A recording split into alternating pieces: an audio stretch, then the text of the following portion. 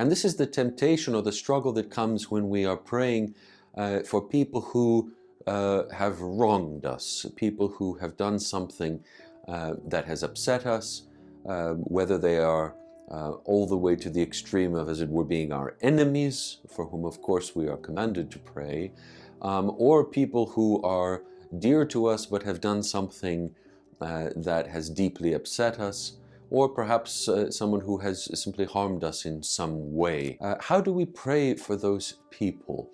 The question was put to me in particular, how do we try to preserve peace and communion with God in our prayer and to fulfill our duty of Christian love to pray even for those who wrong us and those who hate us, when this stirs up in us deep feelings of bitterness or anger, resentment, or even, God help, hatred.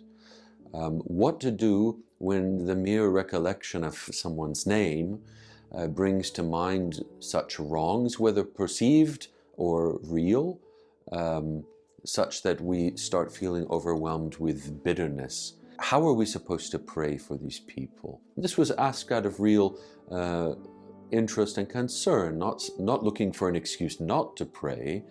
But the person who asked me this specifically was saying, look, when I try to pray, sometimes I feel like I'm almost being judgmental in my prayer. Lord, please help them stop being so miserable and awful. Lord, please forgive them for the terrible things they're doing. Lord, please help them to stop being such dreadful people. This sort of thing, right? Which is an exercise in judgment. But what do? We want the Lord to forgive people their wrongs, just as we want Him to forgive us our wrongs.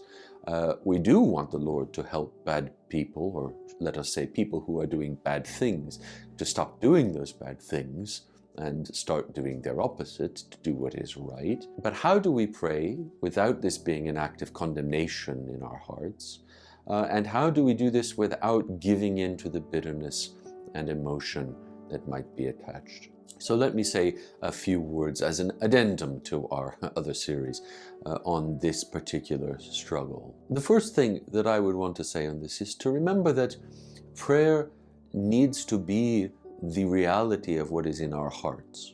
And if we think that the only time we are able really to pray is when we're only thinking pure thoughts and only considering and reflecting on everything as we rightly ought,